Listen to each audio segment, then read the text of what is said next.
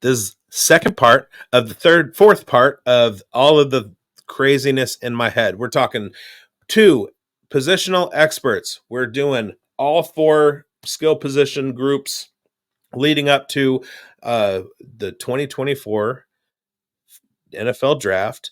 This episode is going to be dropping on Thursday, right before the Undroppables live draft extravaganza, hosted by myself and Mike Greinberg, mostly Mike Greinberg, but I will be there too.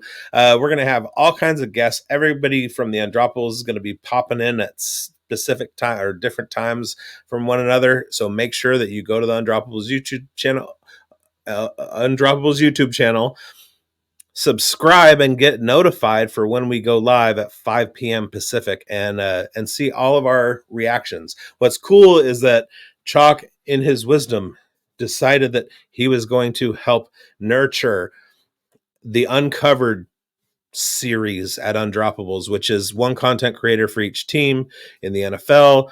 We got Chiefs, we got Jets, we got Patriots, we got Raiders. We just onboarded the Broncos. We got other teams, and we're encouraging all of these guys to jump in and have us see their live drunken reactions to their team's picks and stuff.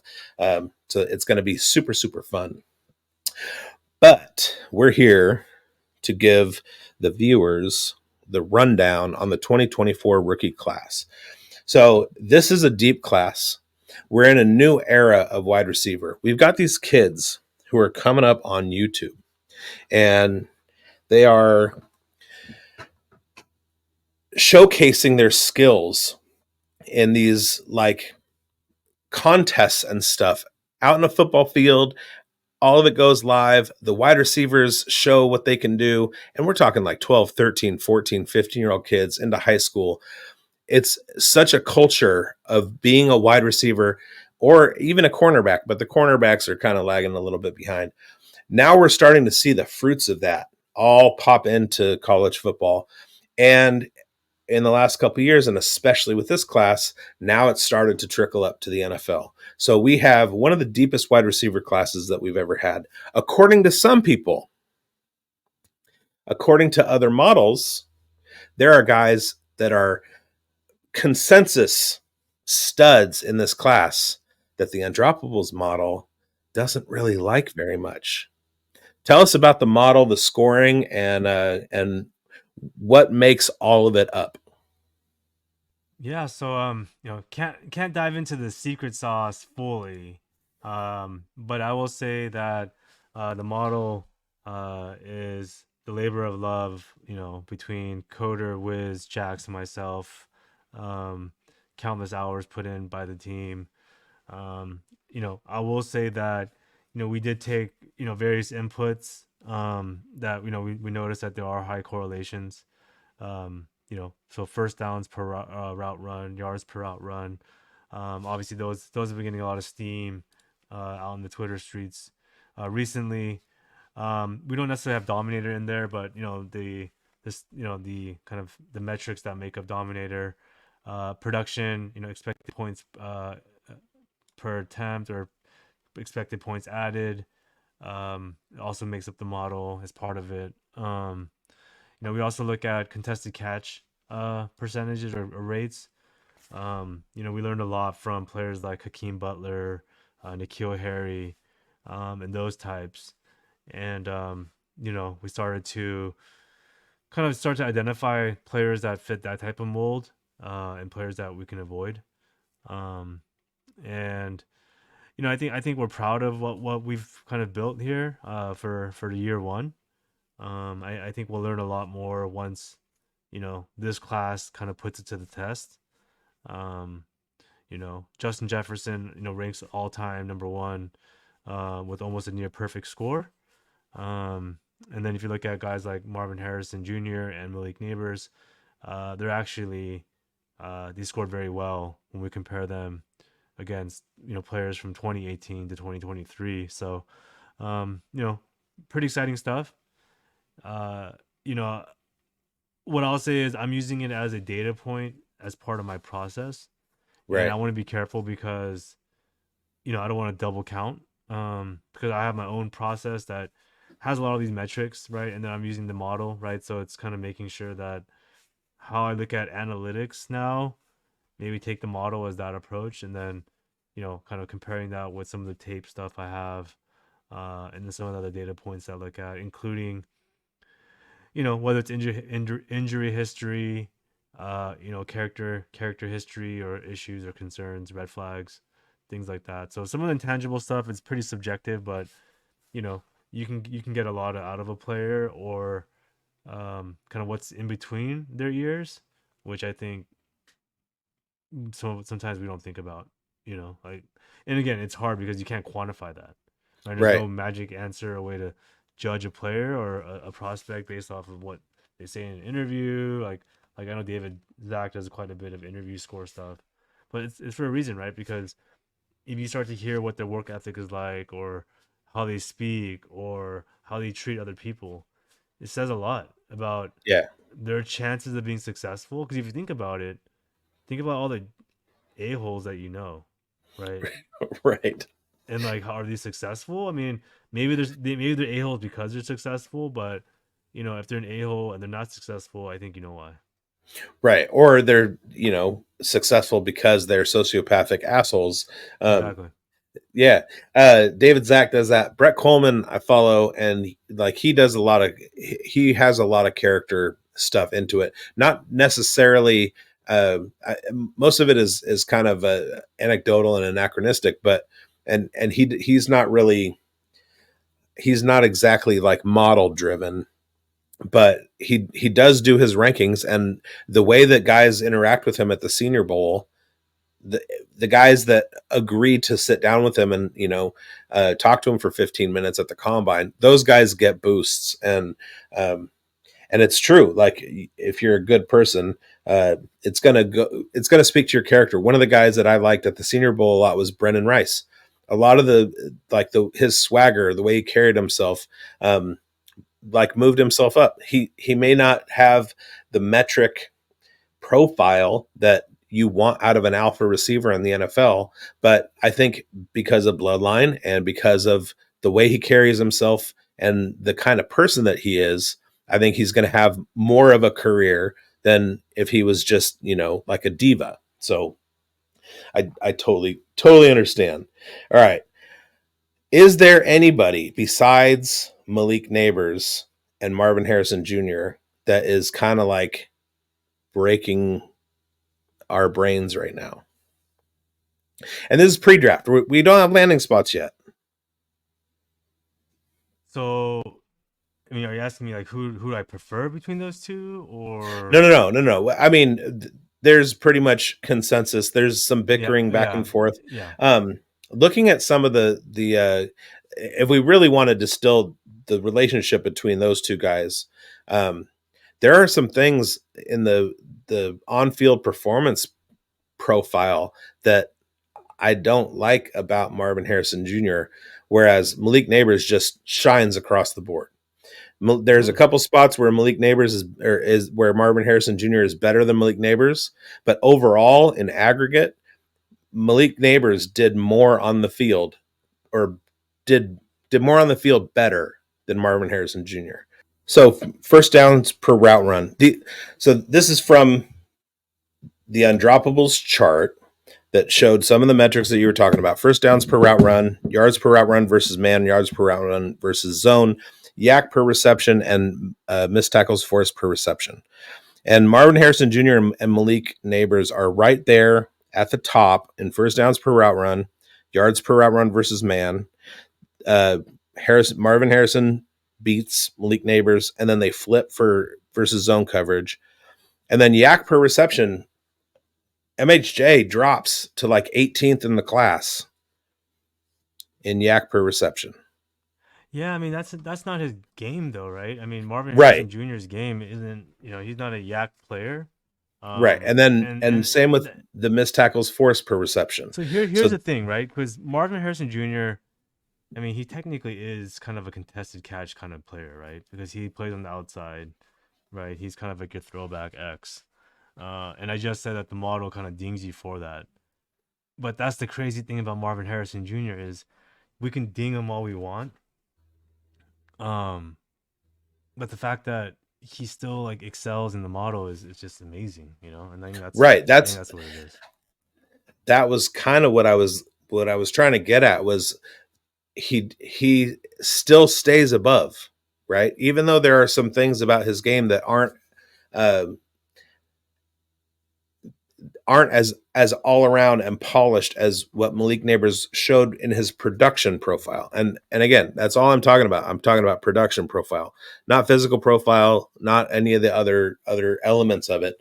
Um, but for him to rise, like he's good. I'm not even quibbling that it's a 1A and 1B thing. He is the consensus best receiver in the class, period, and the model supports that. Um, who are we missing at this point? Jacob Cowing, is he a guy that's, I mean, he's old, but is he going to be able to overcome that with his early breakout age? So some of his other like 95th and 99th percentile showing in certain categories. Lad McConkey, even though he has kind of a limited touches, but he jumps off the page. Who are three guys that we're really needing to dig into and say, okay, these are three guys that you want to have on your dynasty team. Yeah, so Lad McConkey, that's for sure somebody I want on my dynasty teams. I like Ricky Pearsall, Rizzy, um, and you mentioned Jacob Cowing. I do like Jacob Cowing quite a bit. I don't know why Roman Wilson is interesting to me. He doesn't have the flashiest metrics at all, to be honest. But I think he's just an interesting player. Um, and I just like him for some reason. So Roman Wilson is kind of someone interesting that, depending on where he goes in rookie drafts, I'd probably scoop him up. All right, I got two more names for you: Jamari Thrash and Malachi Corley. I like Jamari Thrash. Malachi Corley, I think he's okay. I wasn't a huge fan of his metrics, to be quite honest. Jamari Thrash, I thought he was pretty interesting. Kind of a sleeper, and then like Luke McCaffrey as well, kind of sneaky. Mm-hmm. When I was looking at kind of the advanced metrics, he kind of showed well in some of those areas. And he's more athletic than Christian, so um, take that for what it's worth. All right. How much is landing spot going to affect, or sorry, draft capital? How much is draft capital going to affect a lot of the positioning of these wide receivers? I think it's going to affect it, to an extent, right? I mean, for the players that are expected to go high, and if they didn't, obviously that's going to tank them quite a bit. And there's going to be some players that are going to be surprises. For me personally, if I don't like a player, even if they get good draft capital, I'm probably not going to move them up too high. Um, but landing spot, and if they become a first rounder, obviously I have to like reconsider. Um, and then I think players that kind of just lose draft capital, really depends like if how far they slip. If they're a first round talent that slip into like the early second, it sucks, but I don't know how much I'll ding them. Is there anybody that you could see that happening to? Um, so I mean, okay, so one interesting thing is I have Lad McConkey as my wide receiver four, right? And I know a lot of people don't. Um, if somehow Lad McConkey ends up at the end of the first round, like he's gonna be in that conversation for everybody, Right. like no doubt. Someone that I could see maybe falling out of the first round, and just maybe and not ending well. It could be someone like maybe Troy Franklin. I think his metrics look nice, and I think he looks flashy on in the analytics. But I think the fact that he did not show well in the combine and he kind of face planted on the 40. I mean, given his size, right? I mean, given his size, that's what it was. I mean, he still ran a 4.4.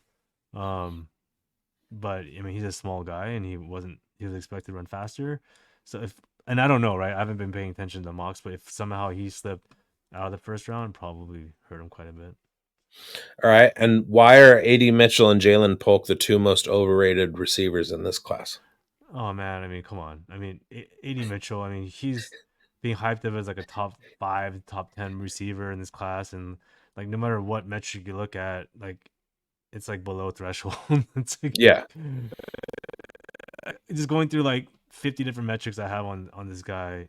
It's like 37, 40 are like red. It's like I don't want this guy. Although he showed well on tape, so that's the one thing, right? Like his analytics is terrible. His tape is interesting. Kind of like Xavier Leggett. Who in the NFL right now do we have that as a model for? Who kind of is similar to that, where you Oh, watch them and you're like, damn, but then their stats just suck. I'm not, I don't know, man. I'm not really a comp guy. I'm trying to think who's off the top of my head. Anyone Did that anybody hit the fits. model that was like that? Oh, um, I mean, if you want to come back to that in a second, I could pull it up. But it'll take me a minute to try to track that down in the model. I don't have that right in front of me. Okay. Um, Yeah. so I wanted to talk about. I wrote an article a couple last towards the beginning of last season. Devi article about Jalen McMillan and Roma Dunze and how they were the basically it was a one versus the other thing. I did that a couple times. One of the pieces I did was Marvin Harrison Jr. and Amika Ibuka, who decided to go back to school. But I wrote up Jalen McMillan and Roma Dunze, and I came to the conclusion that their profiles on paper were so similar that I was going to let everybody else spend the capital it took to get Roma Dunze, and I was just going to sit back and let Xavier McMillan or let Jalen McMillan fall to me. Since I wrote that, what wound up happening was the other Jalen at Washington had a pretty good year because Jalen McMillan got hurt and missed a bunch of time. And so his value completely fell out. And Jalen Polk picked up the slack, but he's not nearly as good as Jalen McMillan. Where do you stand on Jalen Polk versus Jalen McMillan, who you're looking at in your drafts? You know what's interesting? I've been flip flopping. I do like Jalen McMillan. I think slightly more than Jalen Polk. Although I've been like flip flopping, and I do have them fairly close. Um, I'd probably take. And on honesty, I might take the cheaper of the two, although they're not going to be on the same team. Um, It recency bias is pretty strong. So yeah, we do have a more recent more recent kind of performance. We have more recent tape on Jalen Polk. Let's put it that way. yeah. All right, so we got AD Mitchell, and analytically, he's a complete and total mess. Does that fit anybody who's currently in the NFL that uh, kind of we had high expectations of, but the analytics didn't follow, and that played out in their career? Yeah, I mean, list goes on, but I mean, like I mentioned Hakeem Butler. He's probably one. Nikhil Harry, I think his wasn't Nikhil Harry's metrics not that great too coming out, or wasn't there some question marks about Nikhil Harry? I feel like there was, but The I could be wrong. the tape grinders loved him. Yeah, they did. AD Mitchell. So you know who in his range? You got like Antonio Gandy Golden. Um, you got Riley Ridley in the mix here. In the AD Mitchell, I mean Riley Ridley was a better prospect than AD Mitchell in the model. Um, so you got guys like that. I mean, Jamari Thrash scored higher than AD Mitchell. Jamari Thrash and Terry McLaurin actually scored pretty close together.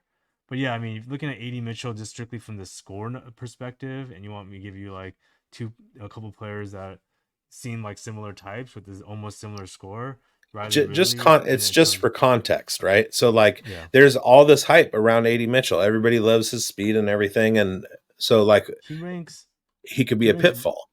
he ranks 115th for all receivers from 2018 to 2024, and there's 235 receivers, and he So ranks he's in the 115. middle.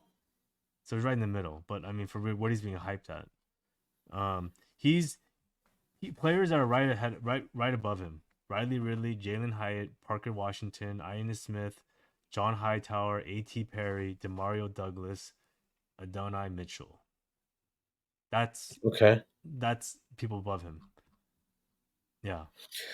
You want to Wow. talk Okay. about the top of the list? Justin Jefferson, CeeDee Lamb, Jamar Chase, Malik Neighbors, Marvin Harrison. Marvin Harrison, Malik Neighbors, the exact same score. JSN, Troy Franklin actually ranks 7th all time, which is actually astonishing.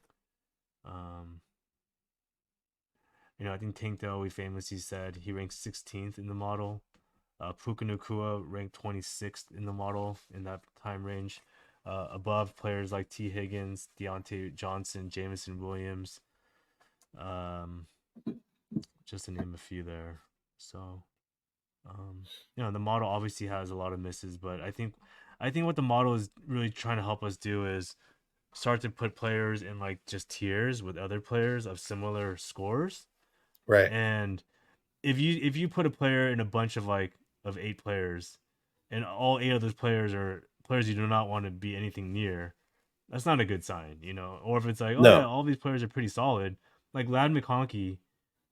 So Lad McConkey, so you have AJ Brown, Tank Dell, Hollywood, Calvin Ridley, Lad McConkey, Rome Odunze, George Pickens, Jalen Waddle, Dotson, Rashee Rice, Amon Ra, Puka Nacua. So Right. I just read off basically 16 to 15 to 26.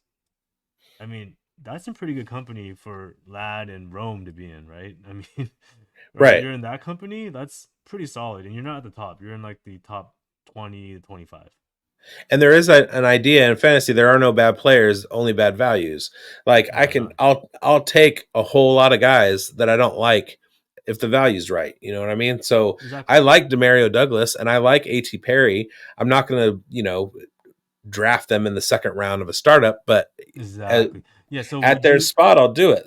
yeah, so AD Mitchell, what do you would say? He's a 201 right now? 202? Probably. Okay, so let's just say he's I think 202. there's Let's say he's some 202 or 203. somebody who thinks they're clever is going to take him in the first round. Yeah, but let's just say for argument's sake, he's a 203. Right. AD Mitchell's a 203. Would you trade AD Mitchell for Demario Douglas? Yeah. I mean, you like you would want Demario Douglas that bad that you would give up an early second, like No, no, like no. I yeah, wouldn't trade the trade away. 201. Yeah, I'd trade AD Mitchell. but that's what I'm yeah, yeah, but that's what I'm saying though, right? Like that value is wild for AD Mitchell, Yeah. right? Yeah, and just for context, we took Demario Douglas in Omega, and where did we get him? That was in the 13th. That was with pick 1310. So 1310 of a startup, Demario Douglas, AD Mitchell, Yeah, back yeah. end of the 13th round. Mm. And that's even with the hope that Demario Douglas is the number one receiver in New England this year with a But he's competent probably not. quarterback. Right. Because his model doesn't fit. But they don't have a number one guy. So at this point, he led them in targets last year. He looks like the incumbent this year, and with a better quarterback, he could see a slight bump. But that's a 13th round guy. Um, One of the things I liked is that because we did the draft, I've been in underdog drafts and I've been in other leagues where we were drafting actual named rookies. In our draft, it was draft pick slots for the rookies. We didn't pick the names. We just picked because we're doing a supplemental rookie draft, and I enjoyed that. Where are you going to be focusing? Not in our draft, but in other dynasty leagues. where would you say the focus should be on wide receivers? Third or fourth round, okay. Not a lot of people are going to be finding a fifth round Puka this year. Let people take running backs through the second and target the third. I mean, you know what? I'd probably want to target, the receivers. So hold on, let me kind of just pull up my little rankings cheat sheet. It's still a work in progress, but let's see. So first round, I'm smashing quarterbacks. I mean, honestly, like I'm focused on quarterbacks in the first round. Top three receivers, Brock Bowers, all the QBs, including Bo Nix in the first round. And then from the kind of getting into the second round, I think that's when you're taking all the rest of the receivers, and there's a few running backs that I could see in that second round, including obviously Jonathan Brooks. That could be on that tweener, 111 to 201 range, really, right? And because he's the only running back other than Blake Corum that I feel somewhat confident in, like I'd probably favor him a little bit there. But then you can always try to get Corum at the 202, 203, which not bad at all. Then you have Trey Benson, Jalen Wright, and Marshawn Lloyd, also interesting in that late second round. And then you get into the Washington boys, McMillan, Polk. You got Jermaine Burton also. And then it's like dealer's choice to end the second round. You got like Malik Washington, Javon Baker, Michael Penix Jr., Kamani Vidal in no particular order. Right. But like, see, that's kind of like now you're starting to see like that end of second to third round starting to get really flat. I am crazy and I have Keon Coleman and AD Mitchell like in the third round because that's where I would draft them. But obviously they're going to be much higher. They're probably going to be in the second round. Right. So that's going to push a lot of that value down into the third. And then to your question, like as you get into the third round, I think that's when you're smashing running backs and tight ends. Right. You'll have Johnny Wilson. And Johnny Wilson. You have the Shipleys, the Dylan Lobs, the tight ends, right? The tight ends will be kind of in this range. You have like a lot of the tight ends in this third round if you want. All the running backs in the world will be in the third round. You have some receivers that you can get. And then the fourth round, I would just probably, just pick off whatever else you got going on in the running back, tight ends. But I think after the second round, most of the wide receivers are pretty much shot, right? So if you want a wide receiver, you better get into the second round. You want running backs and tight ends, you could probably get into the third round. Okay. Yeah. And all of our viewers at the Dynasty Pulse are going to be super brushed up on everything because they're all watching this series and they already saw Noah Hills and they already saw Andrew Cooper and now they're checking you out. And I totally appreciate your time, Chalk. We're going to flip over to your home over at the Undroppables. It's unveiled. That's my little Debbie business over there. And we'll see you in a second.